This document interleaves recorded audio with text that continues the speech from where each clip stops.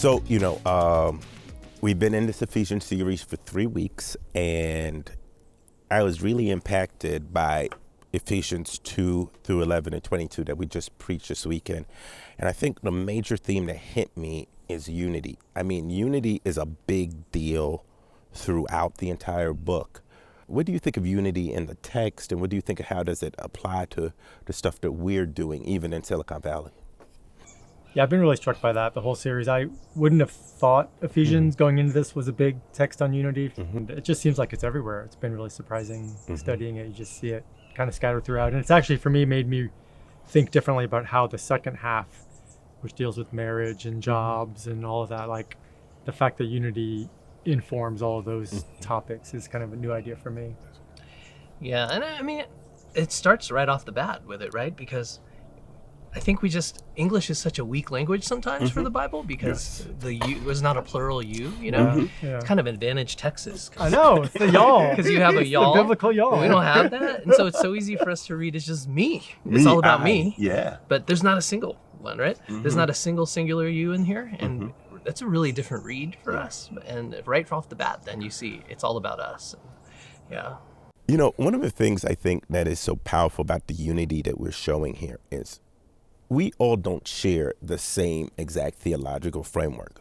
We have the basic absolutes together, but how we frame it and see it is very different. And one of the things I've enjoyed is we study, we ask, we probe, but nobody's demanding that anybody go back to their community and preach it a certain way or do it a certain way, and oftentimes what I find myself is I get off the conversation and I go, And then when I get a few days later and I start writing, I start seeing your face, Scott's face, and other people's face, and the questions they ask become more poignant, and it really forces me not to become defensive, but to become reflective. Yeah. And I think in unity, one of the critical parts is to become reflective, not defensive. Right.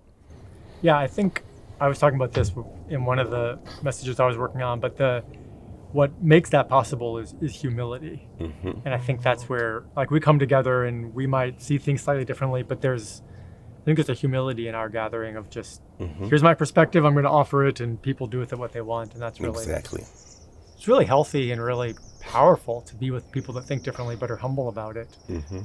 The thing that jumped out at me in this moment in the text is that they talk about he broke down the dividing wall, and in this town, Ephesus, which is very much like this valley, you had people from Africa, and you had people from the Middle East and Asia, and you had people from Europe, and they were all in this melting pot. And this is the place where he says, I tear down all the walls. I wonder how it could really inform how we do ministry here, given this book. I mean, the image of a wall is good because it just feels like people are so easily triggered right now. And all you have to do is say a word. I think that's the biggest challenge I think of is how do we even have a conversation around these tricky topics, because the conversation doesn't go anywhere. Wow.